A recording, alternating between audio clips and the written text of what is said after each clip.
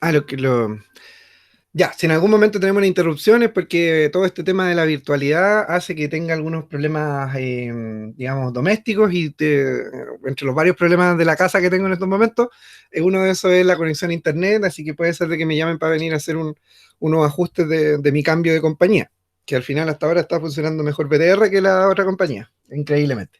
Ya, vamos a comenzar entonces la clase del día de hoy, entonces vamos a hacer la continuación de lo que veníamos viendo antes del paro. La clase se llamaba Bienestar Subjetivo.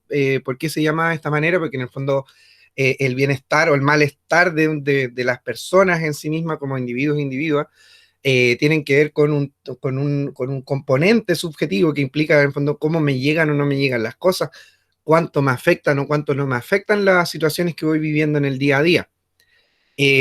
En ese sentido lo vimos desde de lo que hablábamos en la sesión anterior del pequeño como síntesis resumen, y lo veíamos en las primeras clases de cómo el psicoanálisis, digamos, y el humanismo, que eran las como escuelas psicológicas que tomamos para ver los fenómenos psíquicos, veían que interpretaban cuánto nos llegaban las cosas, cómo las interpretábamos para nuestra conformación, digamos, de como persona y cómo vamos desarrollando, digamos, nuestra personalidad.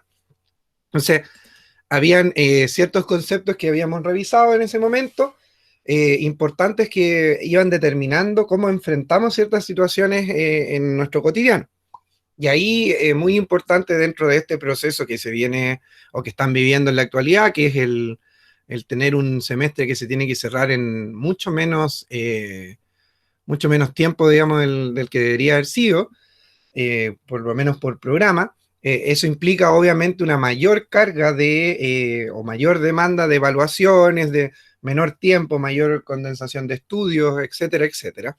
Y obviamente dentro de eso hay ciertos componentes que van a hacer de que yo pueda enfrentar de mejor manera o de peor manera este tipo de situaciones. Entonces, habíamos partido en el fondo o en las primeras clases desarrollando los conceptos de autoconcepto y autoestima, que los vamos a ver también rápidamente ahora, y después habíamos hecho un caminito en el fondo de cómo podemos a partir de esto ir desarrollando ciertas sintomatologías, que algunos son de carácter casi natural, que nos permiten enfrentar esto, y otros, si no los podemos enfrentar con buenas herramientas, nos pueden llevar, digamos, a conflictos mucho más complejos y más difíciles de poder llevar. Ya, entonces ahí teníamos en un primer momento el concepto de autoestima, que en términos resumidos tiene que ver con el valor, digamos, afectivo o el sentimiento, la emoción que cada una de nosotros y nosotras puede tener hacia sí mismo y sí misma.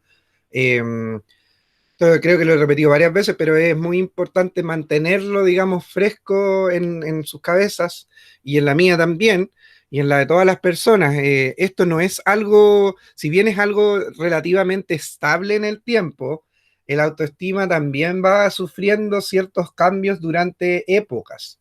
El autoestima tiene que ver con cuánto me quiero y cuánto valor también le doy a ciertas cosas.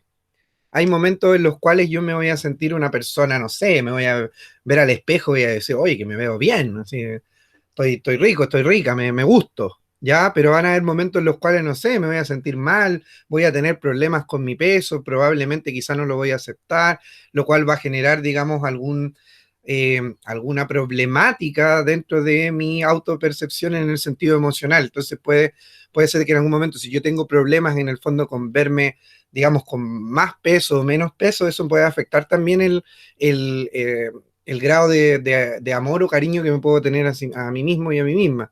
Y esto también obviamente va sustentando ciertas lógicas sociales como pueden ser las relaciones de amistad y las relaciones amorosas.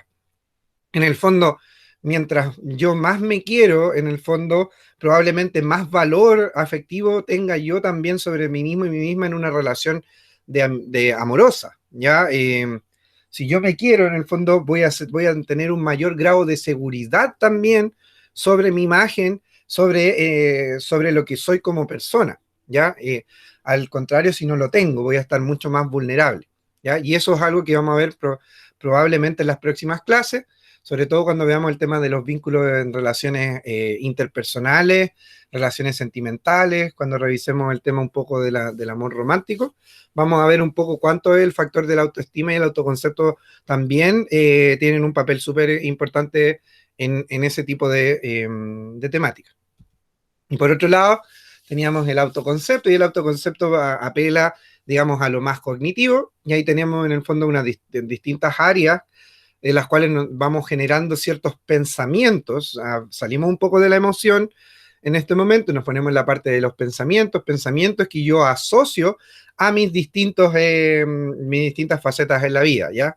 Eh, es distinto en el fondo, porque acá yo les hablé de lo físico, por ejemplo. Es distinto el cariño, la emoción que yo tengo a nivel, digamos, emocional, a lo que tengo en términos cognitivos, ¿ya?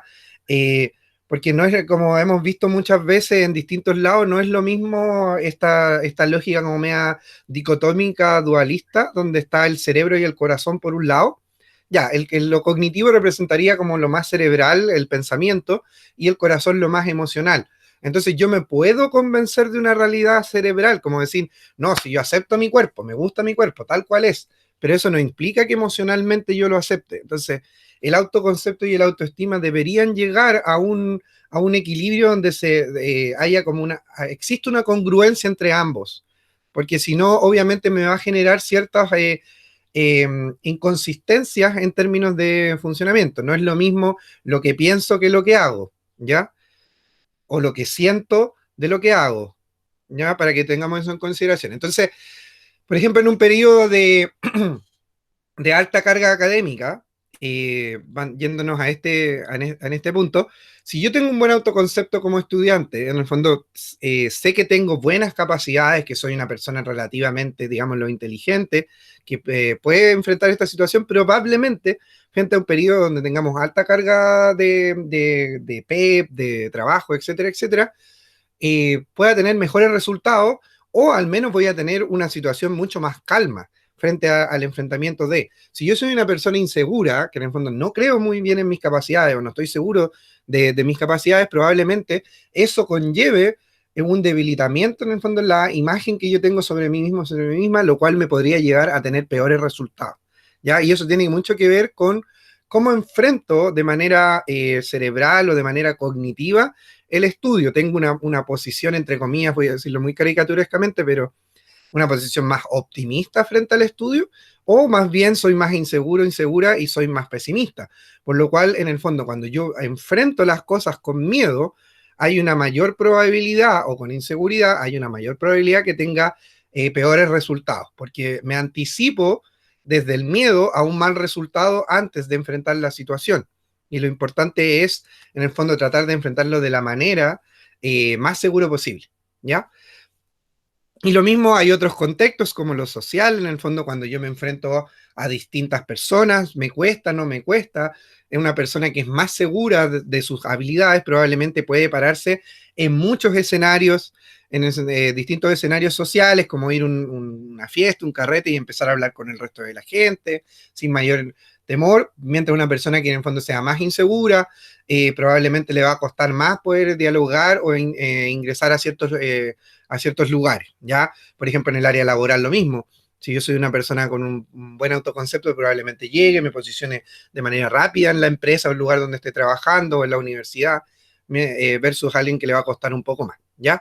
Y eso es importante tenerlo en consideración porque una persona con un buen desarrollo personal y también pensándose en un desarrollo laboral, tiene que tener en consideración su autoconcepto y su autoestima, porque eso nos lleva también a otros conceptos como el autocuidado. Entonces, el autocuidado tiene que ver con cuál es el grado de importancia que yo le doy a estar revisándome constantemente frente a este tipo de situaciones, ¿ya?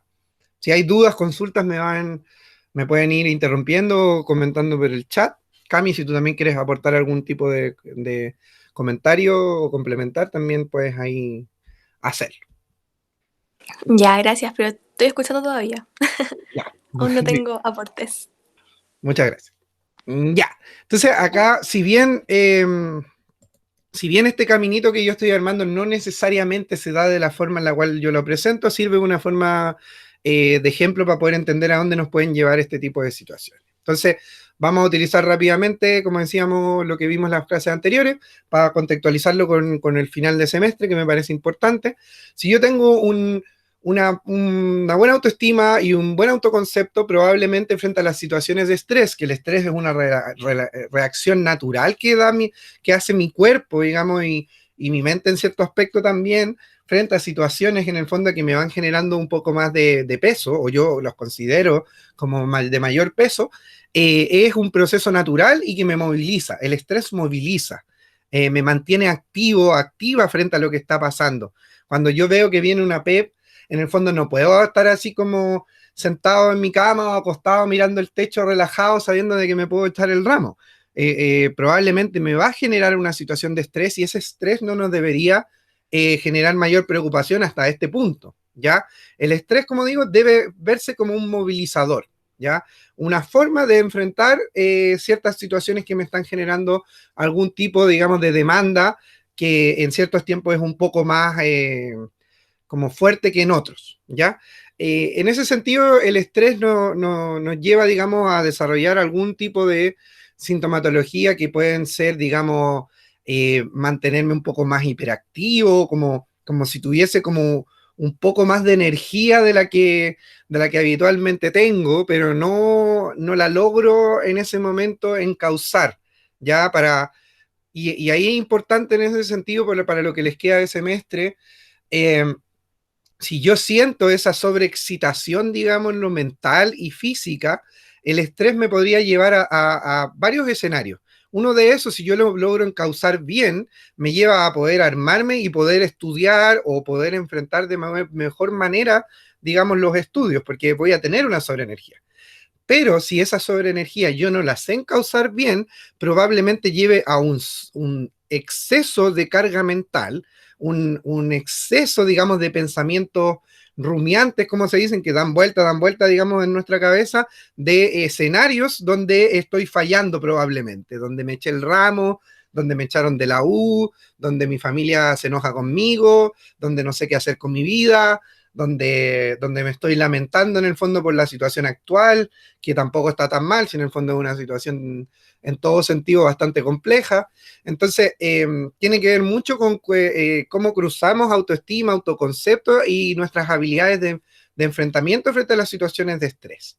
¿Ya? Entonces, el estrés nos avisa que en el fondo tenemos que enfrentar una situación y que tenemos que tomar decisiones, tenemos que tomar opciones.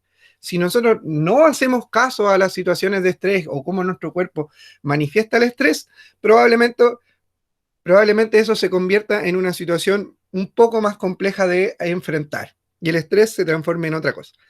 ¿Cómo se podría manifestar el estrés en un primer momento? Como decía, situaciones como hiperactivas de físicas, mentales, también pueden ser, muchas veces empieza como el tiritón de ojo, un dolores de estómago, a veces problemas para conciliar el sueño, pero no graves, o una hipersomnia que puede ser dormir un poco más. Hay una serie de situaciones y depende también de cada uno y cada una cómo se van dando. Pero en este caso son situaciones, en el fondo, que son pequeños avisitos, ¿ya? Si en el fondo, que a mí me pasa con el tema del ojo, si te empieza a tiritar el ojo es porque en el fondo tu cuerpo ya te está diciendo hay que hacer algo. Si no lo haces, probablemente el tic del ojo u otra situación, digamos, física se vuelve un poco más compleja y puedas empezar a perder un poco el control sobre eso, ¿ya? Eh, Después de eso, en el fondo, si yo no logro como enfrentar de buena manera el estrés, aparecen dos tipos de sintomatología importantes, que son la ansiedad y la angustia. ¿Ya? Acá hay que tener en consideración algo. La ansiedad y la angustia en algunos manuales son presentados como algo, un fenómeno igual y en otros como fenómenos distintos. ¿Ya? Yo les voy a plantear como a la escuela en la cual adhiero mayormente yo. Para mí la ansiedad y la angustia, si bien son similares en cosas, son distintos. La ansiedad eh, tiene sintomatologías un poco más graves en el fondo, entre comillas, digamos, que el estrés, entonces me lleva un poco a sintomatologías como más permanentes en el tiempo. Entonces ya no es como un día que me costó dormirme, sino ya tengo un problema de conciliación del sueño y de higiene del sueño de varios días. En el fondo, la ansiedad me lleva a comer en exceso o a dejar de comer en exceso de manera un poco más permanente durante los periodos de estrés. Entonces, eh, pero la diferencia con la angustia, y aquí hacemos la diferencia con las crisis de pánico y las crisis de angustia, es que la ansiedad yo todavía tengo control sobre la situación, todavía puedo hacer algo sobre eso. En el caso de la angustia y de las crisis de pánico, se va perdiendo la capacidad de la persona de poder controlar las situaciones. Entonces, si yo tengo una situación de ansiedad, probablemente si viene una PEP, voy a tener dolor de guata, voy a tener sudoración, voy a dormir quizá un poco mal el día antes. Me van a pasar una serie, digamos, de situaciones, digamos, frente al enfrentamiento de esta situación de estrés. Pero si yo tengo angustia o entro en una crisis de pánico, probablemente yo me bloquee en la prueba. Entonces, ya no tengo un control sobre puedo haber estudiado durante toda la semana, puedo haberme quedado toda la noche estudiando para una PEP, que lo cual no recomiendo. Eh, y el día de llegar a la PEP, no la puedo dar, ¿ya? O si estuviésemos en clases presenciales, no me quedo dormido o tengo alguna especie de parálisis en el metro, en la micro o al llegar a la universidad el miedo no me permite entrar a la sala porque la situación se vuelve incontrolable, ¿ya? Entonces, ojo, ahí en el fondo cómo vamos vislumbrando lo que nos va pasando, porque ya cuando llegamos a situaciones como una crisis de pánico o angustia que cada vez se han vuelto más comunes, tenemos que ojalá buscar apoyo profesional. ¿Ya? La idea es, antes de llegar a esto, quizá ya estar con algún apoyo o buscando ayuda o buscando formas de enfrentar esto, pero si ya estamos en esta, tenemos que tener apoyo porque probablemente no vamos a poder enfrentar bien, digamos, los periodos de estrés. Y esto si nos pasa ahora en la universidad, probablemente nos va a pasar cuando estemos trabajando. Y cuando estamos trabajando, no implica echarse un ramo, no implica quizá tener una mala calificación, implica que te pueden echar de la pega por faltar, ¿ya? Porque obviamente si no puedes andar en metro, si te genera digamos, estas crisis que en el fondo son media incontrolables de pérdida de control sobre ti mismo, sobre ti misma, no vas a poder rendir de la mejor manera, ¿ya? ¿Qué más? Bueno, eso, no sé si hay dudas, consultas hasta ahí. Esto lo habíamos visto de manera más detallada, pero sé que han pasado como 2 meses, entonces obviamente ya no había que hacer un pequeño repaso contextual también. ¿Queda todo claro? Confírmeme ahí por el chat, por favor. Todo claro, súper, ¿ya? Me alegro. Ya, continuamos entonces. Y luego de eso habíamos visto que en como esquema mental que deberíamos estar haciendo, esto nos podría llevar, digamos, a uno de los trastornos como más comunes, y cuando digo común no quiere decir que no sea grave, sino que es muy grave el hecho de que uno de los trastornos de salud mental o de enfermedades de salud mental más comunes en la actualidad es la depresión. Y estoy hablando desde depresiones diagnosticadas, que implica, por ejemplo, ir al médico y tener un diagnóstico por depresión, ir al psicólogo, psicóloga, psiquiatra y tener un diagnóstico. Pero hay mucha parte de la población que está con depresión o tiene sintomatología depresiva sin diagnosticar, ¿ya? Hay personas que viven toda su vida o gran parte de su vida con depresión sin diagnosticar y que en el fondo jamás hacen algo por eso, ¿ya? Y eso es grave, es muy, muy, muy, muy complejo, ¿ya? Eh, el otro día, ayer creo que fue, me llamó mi vieja y mi viejo, ¿ya? Me dijeron, oye, necesitamos hablar contigo de una situación, qué opináis tú y toda la cosa.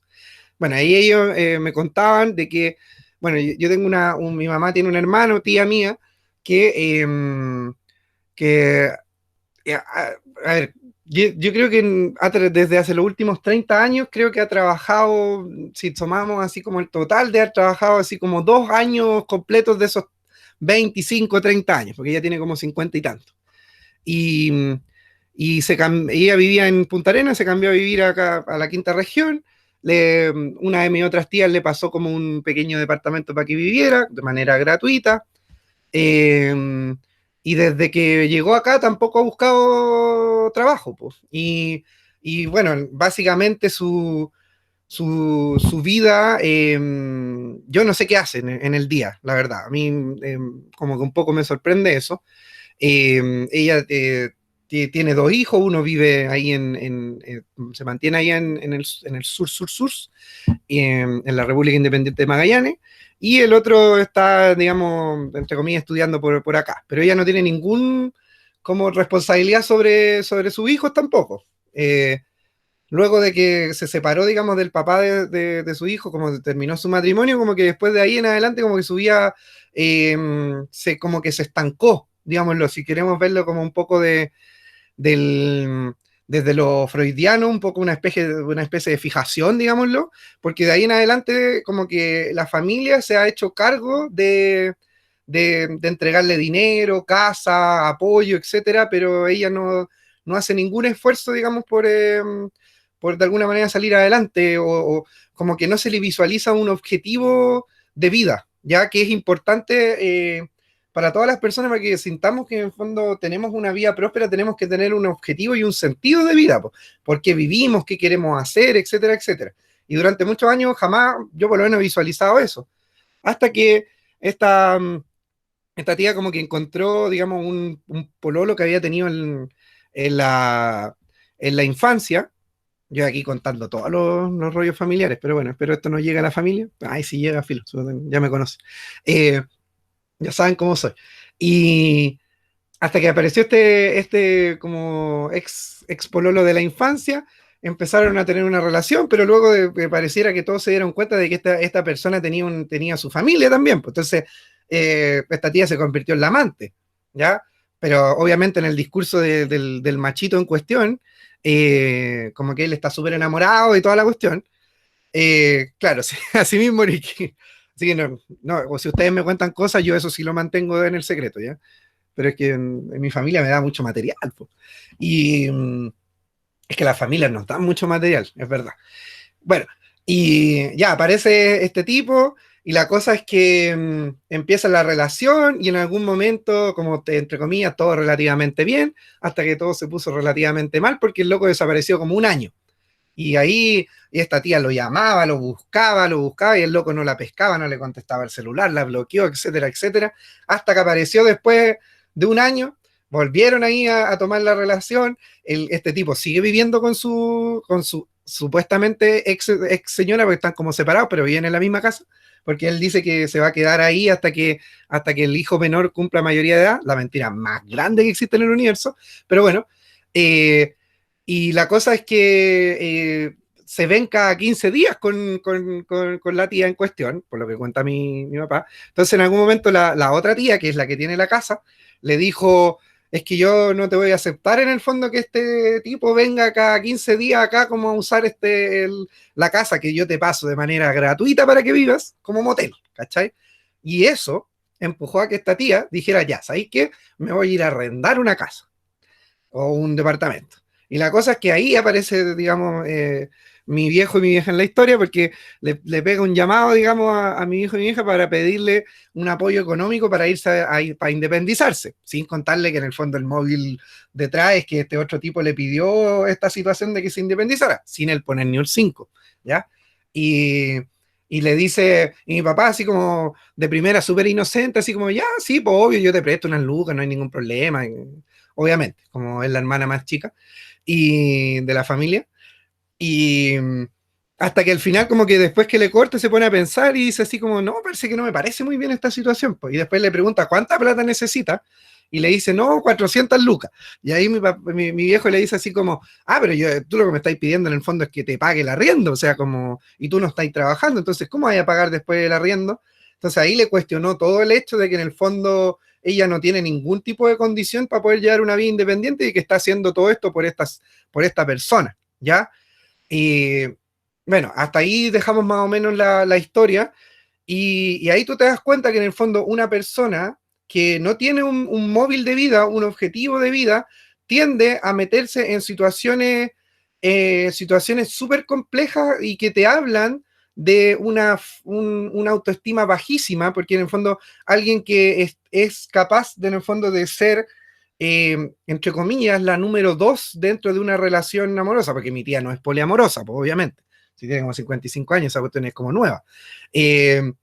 Es porque se quiere muy poco, ya en el fondo es como su grado de querer independizarse, entre comillas, no es porque ella tenga un deseo de ser una persona independiente, es porque quiere complacer en el fondo a esta otra persona. Entonces ahí estamos hablando de que en el fondo no hay un objetivo de vida, no hay un sentido de vida, ella no está buscando tampoco trabajo, y en el fondo pide dinero a otras personas para que mantengan su estilo de vida. Entonces ahí estamos hablando con una persona que se quedó básicamente estancada en una parte de su vida y que no ha podido salir de ahí.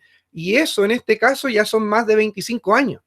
Entonces, y obviamente esta persona, que es la cual estoy contando el ejemplo, jamás ha tenido un diagnóstico, pese a de que obviamente yo lo he sugerido que vaya y que tome un tratamiento o que haga una consulta por último, pues no. Entonces ha vivido en el fondo los últimos 25 años en este estado como casi de estancamiento. Y ustedes dirán, ay, pero esto no es un caso quizá tan común, es mucho más común de lo que uno cree, ¿ya?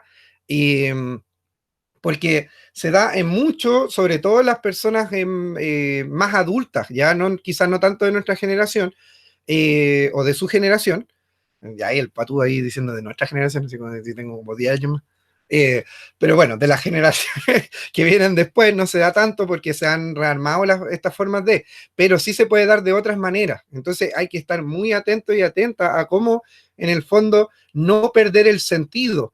El otro día, hablando también con una colega, digamos, docente, pero no de psicología, también me decía que terminó el semestre en otro lado y, y ahora como que se ponía ansiosa y entraba en estados de angustia, ahora porque tenía mucho tiempo libre, porque el nivel de demanda que le había dado la universidad en la última parte del semestre lo había dejado sin vida, con ansiedad y con angustia, pero al momento de terminar el semestre se quedó con un espacio que no sabían dónde ocuparlo. Eso les va a pasar a ustedes cuando terminen el semestre. A la gran mayoría van a estar tan demandados por la universidad que en el fondo la universidad se va a convertir en la única parte de su vida, digámoslo, que cuando termine ese proceso, probablemente después se vean y van a decir, no sé qué hacer con este tiempo.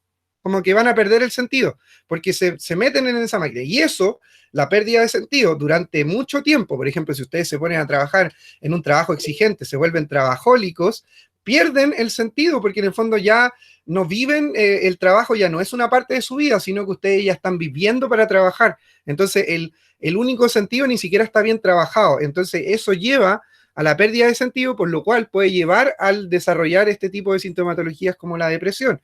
Una depresión no diagnosticada, ¿ya? Diego pregunta, ¿algo así quedar como con un vacío?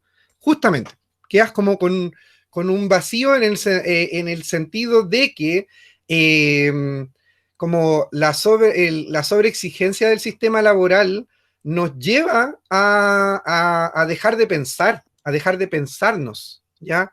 Por eso que es importante, como yo les decía, tener en consideración cómo me siento, qué pasa, porque si no, el sistema me chupa, ¿ya? Me chupa y no me suelta. No sé, alguien parece que quería hablar. Y sentí un micrófono por ahí. Ay, yo lo abrí. Es que es lo que me pasó a mí, pues, ¿te acuerdas la última semana de clase que yo estaba así full estresada? Terminé y le preguntaba a usted si estaba que revisara trabajo o hiciera algo. Porque no sabía qué hacer, ¿o no? No sabía qué hacer, tenía demasiado tiempo. ¿Sabes qué? Me puse a revisar trabajos que ni siquiera eran míos.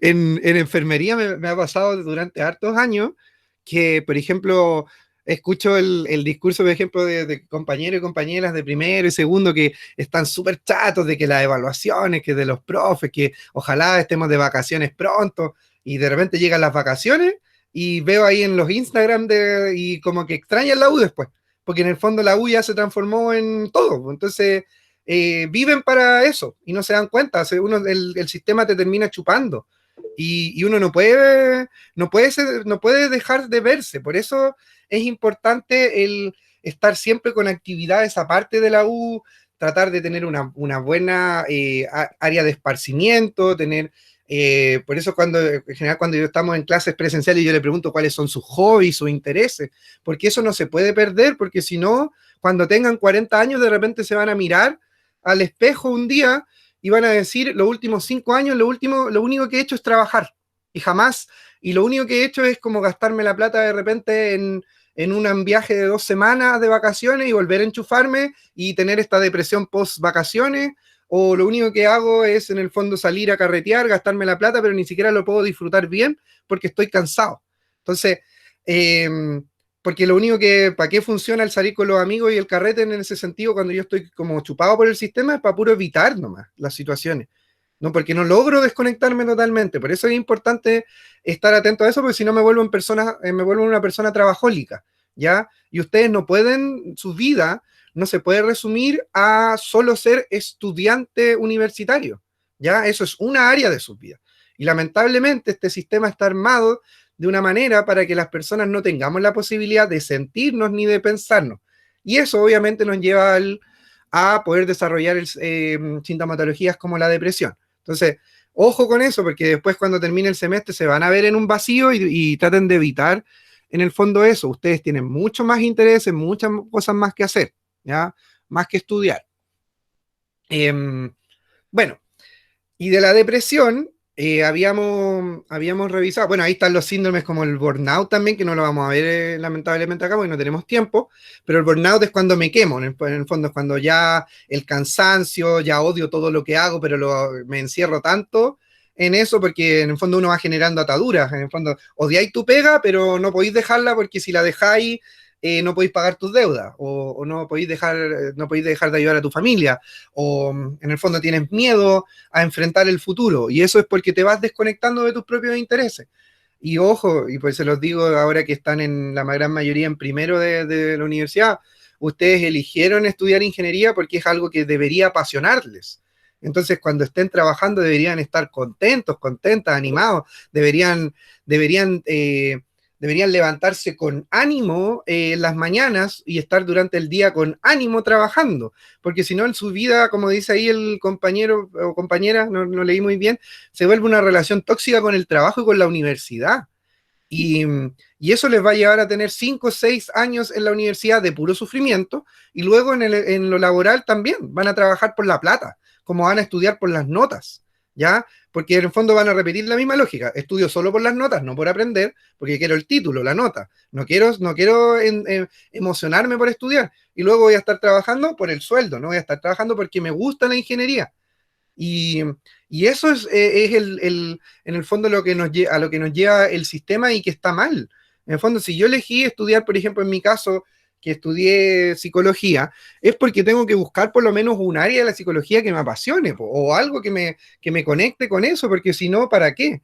¿Ya? Yo he tenido en el fondo el privilegio también de poder dejar pegas porque ya no me gustan, o porque me siento mal, porque estoy estresado, porque me está chupando el sistema.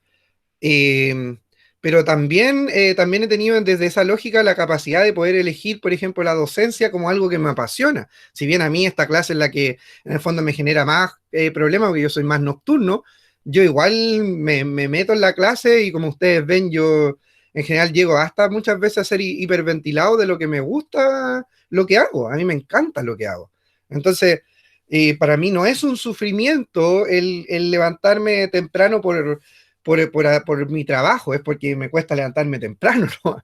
Pero para mí armar una clase me emociona, yo busco todos los años, todos los semestres nuevo material para que en todo esté, digamos, más actualizado, para que podamos tener casos, digamos, que nos permitan analizar las contingencias, y ustedes, ojalá cuando estén trabajando sea lo mismo, pues, o sea, quiero ser un ingeniero, una profesional que disfrute y goce con mi trabajo, ¿ya? Y por eso también eso hay que alimentarlo, como yo siempre digo, las amistades, las relaciones amorosas, la familia y el trabajo hay que regarlo como una plantita. Si no lo riego, se empieza a marchitar, se empieza a secar y ahí sobrevivimos con lo que nos queda nomás, ¿ya? Bueno, esto ya lo habíamos visto, si alguien no se recuerda, lo busca después en los apuntes. Y bueno, la depresión en el sí mismo, lo que hay que puntualizar, yo les había dicho, la depresión endógena no existe, o sea, no hay personas que nazcan depresivas, sino que hay una influencia de lo biológico en parte, pero también mucho del ambiente, de las formas de crianza, de con quién vivo, con quién no vivo, ¿ya?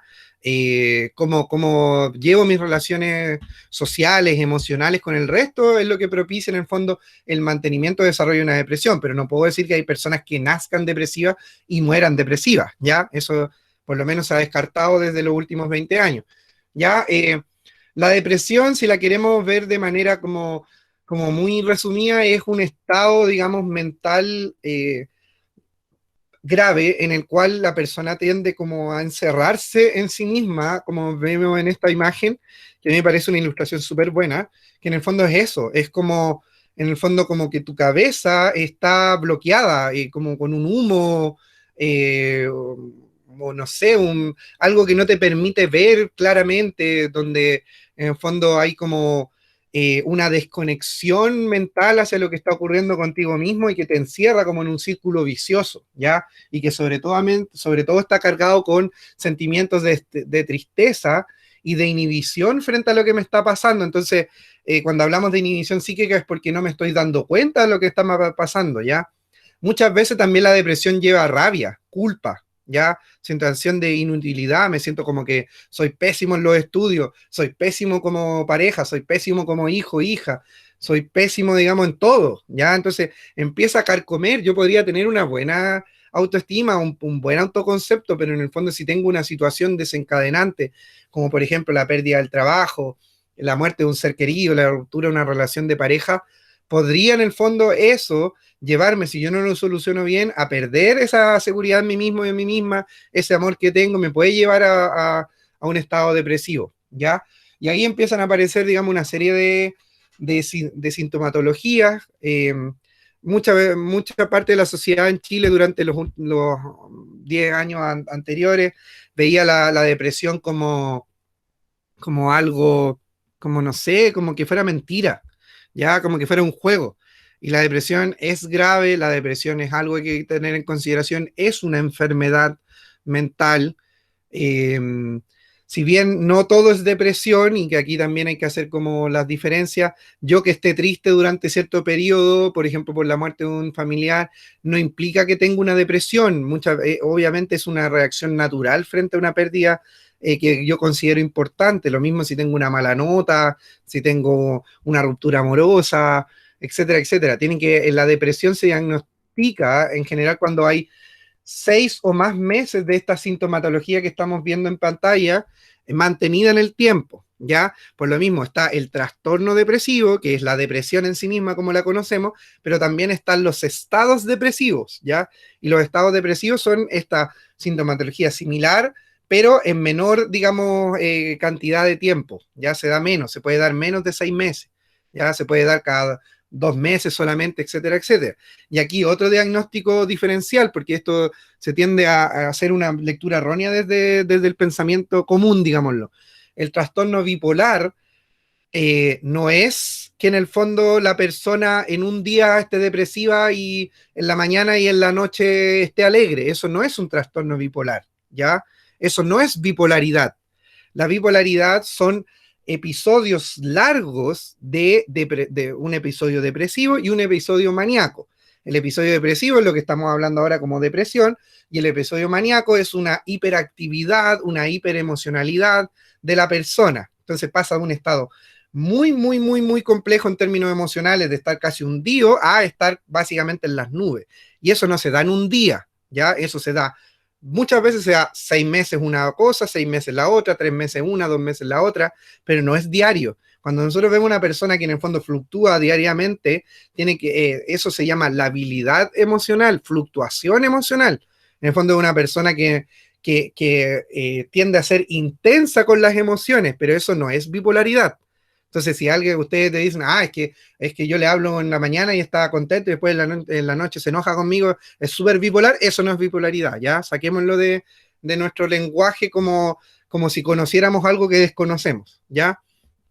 hay que ser como bien responsable. Una persona diagnosticada con un trastorno bipolar no es un juego, ya, si bien tampoco es algo que pues tenemos que de alguna manera ver como algo gravísimo, porque las bipolaridades son obviamente tratables desde lo psicológico, desde lo psiquiátrico, etcétera, etcétera, y muchas personas pueden aprender a vivir con estas particularidades del funcionamiento. Yo la verdad con los trastornos psicológicos y mentales, psiquiátricos, cada vez tengo una mirada mucho más abierta. Creo que mucho se discriminó con las etiquetas. Para mí, entrar en una depresión en algún tiempo de tu vida, muchas veces hasta es algo quizá natural, porque en el fondo muchas veces no nos vemos con las herramientas para poder superarlo. ¿Ya? El tema es no mantenerlo en el tiempo, ¿ya? Para que tengamos en consideración. Y los trastornos, muchos trastornos, digamos, de diagnóstico psiquiátrico, perfectamente pueden, como cada uno y cada una de nosotros que no tenemos diagnóstico, tener nuestras particularidades y vivir nuestras vidas de muy buena manera. El tema es que ese diagnóstico nos debería ayudar a ver ciertas áreas, ¿ya? En el fondo, obviamente, si yo tengo 6 meses de una depresión brígida, eso me va a tener problemáticas dentro de mis relaciones personales y laborales, ¿ya? Bueno, en las etapas que habíamos visto, suceso desencadenante, en el fondo es un hecho puntual que desencadena la sintomatología depresiva. En este caso puede ser, por ejemplo, la muerte de un familiar o de alguien cercano.